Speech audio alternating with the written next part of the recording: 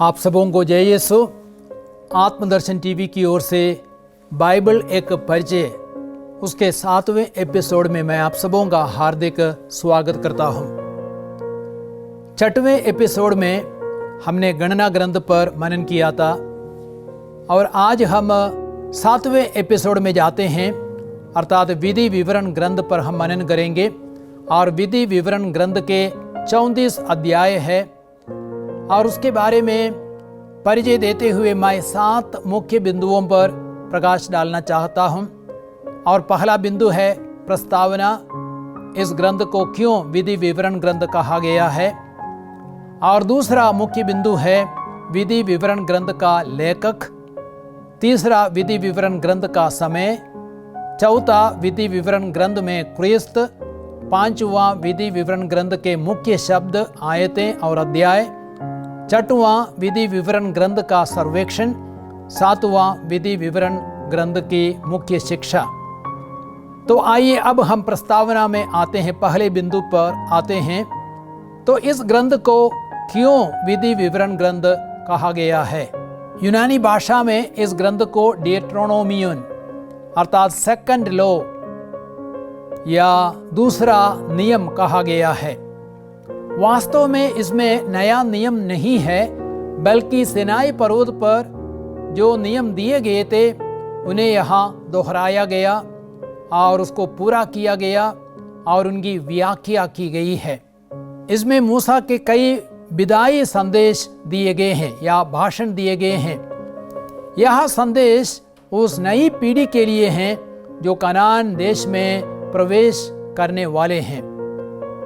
मूसा नई पीढ़ी को याद दिलाते हैं कि सबसे महत्वपूर्ण बात आज्ञा पालन है और पुरानी पीढ़ी ने आज्ञा पालन नहीं किया था, इसलिए वे कनान देश प्रवेश नहीं कर सकी। उनके माता पिता द्वारा आज्ञा के उल्लंघन से वे कनान देश प्रवेश नहीं कर सके। विधि विवरण ग्रंथ में जिन घटनाओं का वर्णन है वे मोआब के मैदान में घटी है। वे घटनाएं मरुभूमि में इस्राएलियों के भटकने के अंध और यर्दन नदी को पार करने के बीच 40 दिनों के अंतर्गत घटी है।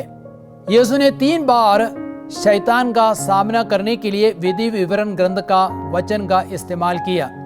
यदि आप मत्ती का सुसमाचार पढ़ेंगे अध्याय 4:4, जो विधि विवरण ग्रंथ अध्याय 8:3 से लिया गया है। मत्ती 4:7 विधि विवरण ग्रंथ अध्याय 6:16 से लिया गया है। और मत्ती 4:10 विधि विवरण ग्रंथ अध्याय 6 वाक्य संख्या 13 से लिया गया है। यीशु ने पहली और सबसे बड़ी आज्ञा को विधि विवरण ग्रंथ से लिया। मत्ती के सुसमाचार अध्याय 22 वाक्य संख्या 35 से 29 तक में उस सबसे बड़ी आज्ञा को हम देखते हैं और वो आज्ञा विधि विवरण ग्रंथ अध्याय 6 वाक्य संख्या 4 से ली गई थी। अब हम दूसरे बिंदु पर आते हैं, अर्थात विधि विवरण ग्रंथ का लेखक। 19वीं शताब्दी तक यहूदी एवं मसीही परंपरा द्वारा मूसा को विधि विवरण ग्रंथ का लेखक माना गया।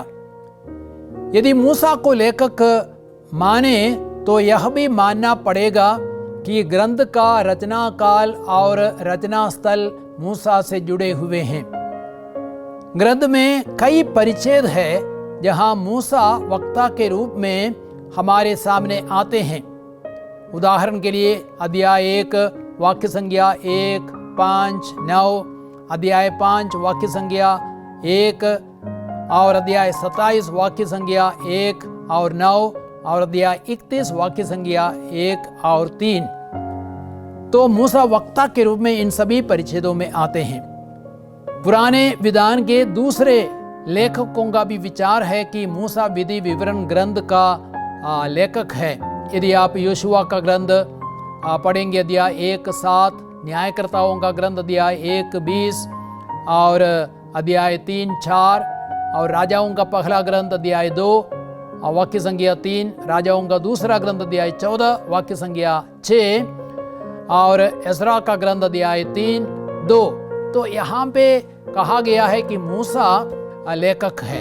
परंपरागत मत यह दावा नहीं करता कि विधि विवरण ग्रंथ की पूरी सामग्री मूसा से प्राप्त हुई।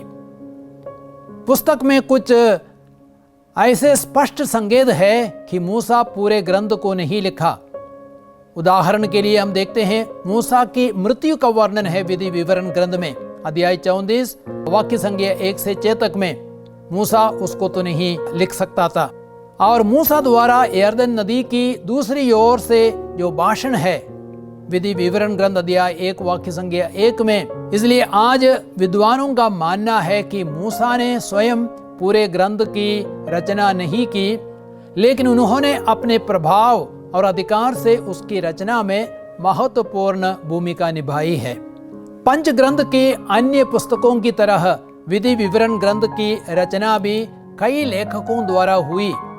अलग अलग परंपरा से भिन्न भिन्न सामग्रियों को मिलाकर इस ग्रंथ को वर्तमान रूप मिल गया है। अब हम तीसरे बिंदु पर आते हैं, अर्थात विधि विवरण ग्रंथ का समय। 1405 ईसा पूर्व लेवी ग्रंथ के समान विधि विवरण ग्रंथ इतिहास और समय की दृष्टि से आगे नहीं बढ़ते हैं। विधि विवरण ग्रंथ की घटनाएं यरीको और यरदन नदी के पूर्व मोवाब के मैदानी इलाके में 1405 ईसा पूर्व में घटती है। जो विद्वान मूसा को असली लेखक मानते हैं, उनका मानना है कि यह ग्रंथ मरुभूमि में 40 वर्षों के अंत में अर्थात 1405 ईसा पूर्व में लिखा गया। मूसा ने लोगों को प्रभु पर विश्वास करने एवं आज्ञा पालन करने के लिए प्रोत्साहित करने के उद्देश्य से लिखा। लेकिन आज अधिकांश विशेषज्ञों का मानना है कि इसकी रचना राजा योशिया के राज्यकाल में अर्थात 7वीं शताब्दी में हुई है, क्योंकि ग्रंथ की भाषा शैली एवं विषय वस्तु इस समय का प्रतीत होती है। तो अब हम चौथे बिंदु पर आते हैं, अर्थात विधि विवरण ग्रंथ में क्रिस्त। मूसा क्रिस्त का प्रतीक है। बाइबल में मूसा अकेला व्यक्ति है जो क्रिस्त के समान नबी थे, पुरोहित थे और राजा भी थे।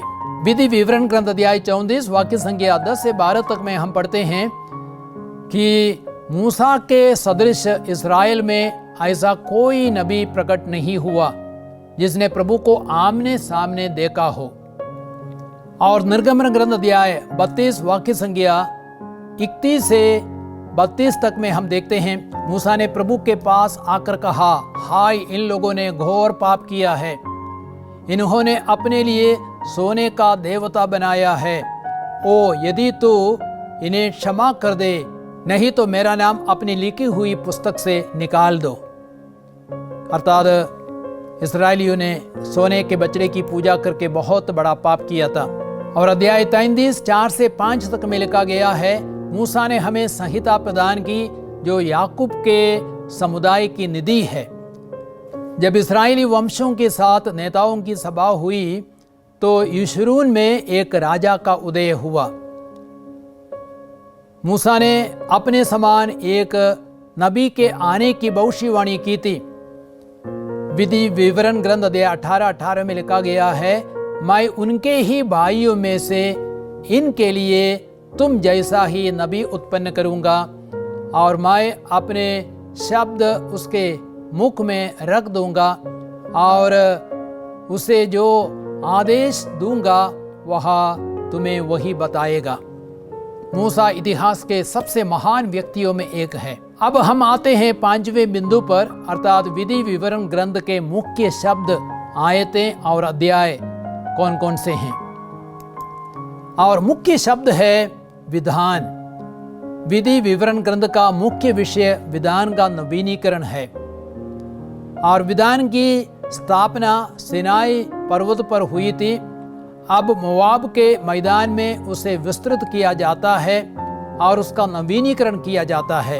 और विधि विवरण ग्रंथ में 2 मुख्य आयतें हैं, अर्थात अध्याय 10 वाक्य संख्या 12 से 13 और अध्याय 30 वाक्य संख्या 19 से 20 तक। अध्याय 10 12 से 13 तक में कहा गया है, मूसा ने लोगों से कहा, इस्राएल तुम्हारा प्रभु ईश्वर तुमसे क्या चाहता है। वह यही चाहता है कि तुम अपने प्रभु ईश्वर पर श्रद्धा रखो, उसके सब मार्गों पर चलते रहो, उसे प्यार करो, सारे हृदय और सारी आत्मा से अपने प्रभु ईश्वर की सेवा करो और प्रभु के उन सब आदेशों तथा नियमों का पालन करो जिन्हें मैं आज तुम्हारे कल्याण के लिए तुम्हारे सामने रख रहा हूँ। तो मानव का कल्याण इसी में है कि वह ईश्वर पर श्रद्धा रखे, उसके मार्ग पर चले, उसे प्यार करे, उसकी सेवा करे और उसके आदेशों का पालन करे। और अध्याय 30 वाक्य संख्या 19 और 20 में कहा गया है, मैं आज तुम लोगों के विरुद्ध स्वर्ग और पृथ्वी को साक्षी बनाता हूँ। मैं तुम्हारे सामने जीवन और मृत्यु, भलाई और बुराई रख रहा हूँ। तुम लोग जीवन को चुन लो जिसे तुम और तुम्हारे वंश जीवित रह सके। अपने प्रभु ईश्वर को प्यार करो, उसकी बात मानो और उसकी सेवा करते रहो, इसी में तुम्हारा जीवन है और ऐसा करने से तुम बहुत समय तक उस देश में रह पाओगे जिसे प्रभु ने शपथ खाकर तुम्हारे पूर्वज इब्राहिम, इसहाक और याकूब को देने की प्रतिज्ञा की है। जीवन को चुनने का मतलब है प्रभु को प्यार करना, उसकी बातों को मानना और उसकी सेवा करना, ताकि बहुत समय तक कानान देश में रह पाए। लेकिन इस्राएलियों ने प्रभु को प्यार नहीं किया, उन्होंने मूर्ति पूजा की, इसलिए वे निर्वासन में भेजे गए। और विधि विवरण ग्रंथ का मुख्य अध्याय है अध्याय 27। इस अध्याय में हम विधान की औपचारिक पुष्टि को पाते हैं। मूसा और लेवी कुल के याजकों ने सब इस्राएलियों से कहा, इस्राएल शांत रहकर ध्यान से सुनो, आज तुम अपने ईश्वर की प्रजा बन गए हो। तुम प्रभु अपने ईश्वर की बात मानो, उसके आदेशों और विधि निषेधों का पालन करो जो मैं आज तुम्हें दे रहा हूँ। अध्याय 27 वाक्य संख्या 9 से 10 तक में इन बातों को हम पढ़ते हैं। तो ईश्वर ने इस्राएलियों को अपनी प्रजा बनाने के लिए ही मिस्र देश से निकाला और उनके साथ विधान की स्थापना की, उन्हें 10 आदेश दिए। ईश्वर की प्रजा बने रहने के लिए उन्हें प्रभु के आदेशों का पालन करते रहना था। अब हम छठे बिंदु पर आते हैं, अर्थात विधि विवरण ग्रंथ का सर्वेक्षण। इस ग्रंथ में प्रभु ने इस्राएल के साथ सीनाई पर्वत पर जो पुराना विधान स्थापित किया, उसका नवीनीकरण, विस्तार और स्पष्टीकरण, और मूसा यह कार्य अपने 3 भाषणों के माध्यम से करते हैं। और मूसा का पहला उपदेश या पहला भाषण हम पाते हैं विधि विवरण ग्रंथ अध्याय 1 से अध्याय 4 43 तक। मूसा बुद्ध की घटनाओं द्वारा लोगों के सामने 2 सत्य प्रस्तुत करते हैं। पहला, इस्राएल के अविश्वास और आज्ञा के उल्लंघन के लिए ईश्वर का दंड भोगना पड़ा। अनाकी वंश के लोगों से इस्राएली डर गए, उन्होंने प्रभु के विरुद्ध विद्रोह किया। बाद में युद्ध करने के लिए वे गए तो वे अमोरियों के हाथों से पराजित हुए। और दूसरा सत्य है, जब इस्राएल ने आज्ञा पालन किया तब ईश्वर ने उन्हें मुक्ति दी और उनकी जरूरतों को पूरा किया। जहां आज्ञा पालन है वहां प्रभु की आशीष है, और जहां आज्ञा का उल्लंघन है वहां प्रभु का दंड है। अब विधि विवरण ग्रंथ का दूसरा भाग है मूसा का दूसरा उपदेश, और अध्याय 4 वाक्य संख्या 44 से लेकर अध्याय 26 वाक्य संख्या 19 तक मूसा का दूसरा उपदेश दिया गया है। इस उपदेश में नैतिक और अन्य नियम दिए गए हैं, क्योंकि कनान देश में इस्राएल का भविष्य उन नियमों के पालन और ईश्वर के साथ उनके सही संबंध पर निर्भर है। इस उपदेश में 3 प्रकार के नियम दिए गए हैं। सबसे पहले 10 आज्ञाएं और उनकी व्याख्या अध्याय 5 से 11 तक में। आज्ञाओं का पालन करना इस्राएल का नैतिक कर्तव्य है। मूसा लोगों से आग्रह करते हैं कि वे सभी मिस्र की गुलामी से मुक्ति को कभी ना भूले। और दूसरा है उपासना संबंधी नियम, अध्याय 12 से अध्याय 16 वाक्य संख्या 17 तक दिया गया है। एक ही पूजा स्थान हो जहां होम बलियां, दशमांश और पर्वों के संबंध में नियम दिए गए हैं।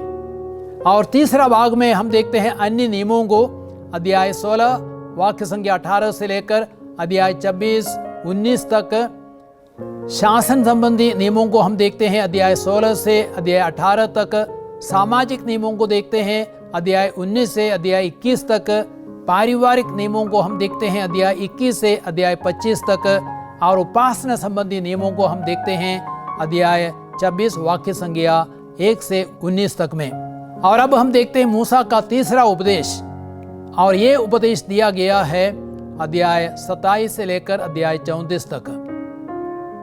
इस उपदेश में मूसा यह भविष्यवाणी करता है कि इज़राइल के निकट भविष्य में क्या बीतेगा।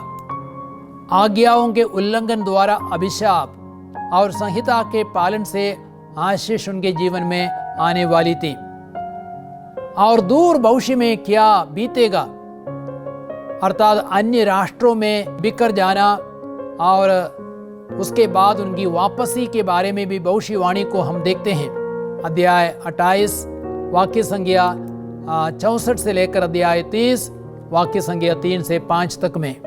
क्योंकि मूसा प्रतिज्ञात देश में प्रवेश नहीं करेंगे और वह योशुआ को अपने उत्तराधिकारी के रूप में नियुक्त करते हैं। अध्याय 31 में वाक्य संख्या 1 से 8 तक में इस बात को हम पढ़ते हैं। और हम मूसा के भजन को देखते हैं, वह ईश्वर का गुणगान करते हैं अध्याय 32 में। मूसा का आशीर्वाद को देखते हैं अध्याय 33 में। और 12 वंशों को आशीर्वाद देते हैं। मूसा की मृत्यु होती है अध्याय 34 में, और ईश्वर स्वयं मूसा का दफन करते हैं, शायद इसलिए कि लोग उनकी पूजा ना करें। लेकिन अंत में हमें मालूम है कि मूसा प्रतिज्ञा देश में प्रवेश करते हैं, क्योंकि वह यीशु के रूपांतरण के समय क्रिस्त के साथ बातें करते हैं। मत्ती के सुसमाचार अध्याय 27 वाक्य संख्या 3 में हम देखते हैं कि मूसा भी यीशु के साथ बातें कर रहे थे। तो मूसा इस्राएल का सबसे महान नबी थे, क्योंकि उसने प्रभु को आमने सामने देखा। अध्याय 34 वाक्य संख्या 10 में इस बात को हम पढ़ते हैं। मिस्र में फिरौन और समस्त देश में बहुत चिन्ह और चमत्कार किए। अध्याय 34 वाक्य संख्या 11 में हम देखते हैं। सब इस्राएलियों के सामने महान कार्य दिखाए। अध्याय 34 वाक्य संख्या 12 में हम देखते हैं। अब हम 7वें बिंदु पर आते हैं, अर्थात विधि विवरण ग्रंथ की मुख्य शिक्षा क्या है। ईश्वर ने इस्राएलियों के साथ विधान का नवीनीकरण किया और उनसे आज्ञा पालन की मांग की।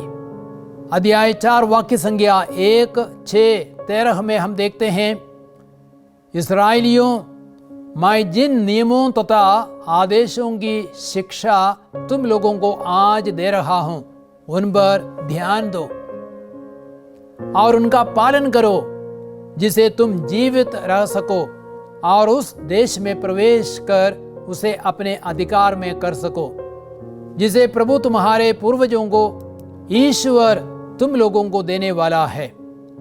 उनके अक्षरार्थ पालन करो और इस तरह तुम अन्य राष्ट्रों की दृष्टि में समझदार और बुद्धिमान समझे जाओगे।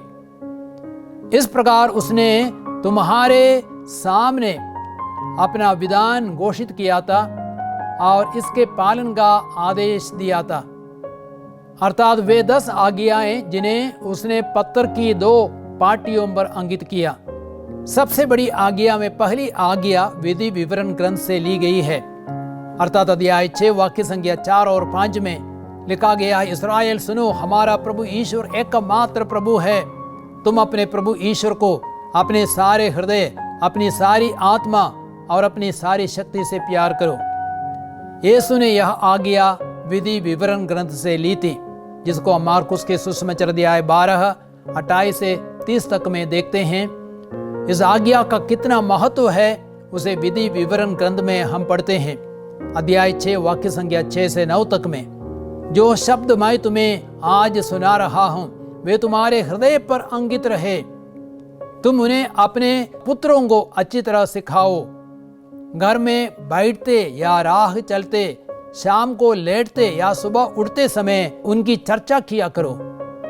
तुम उन्हें निशानी की तरह अपने हाथ पर और ताबीज की तरह अपने मस्तक पर बांधे रखो और अपने घर की चौखट तथा अपने फाटकों पर लिख दो।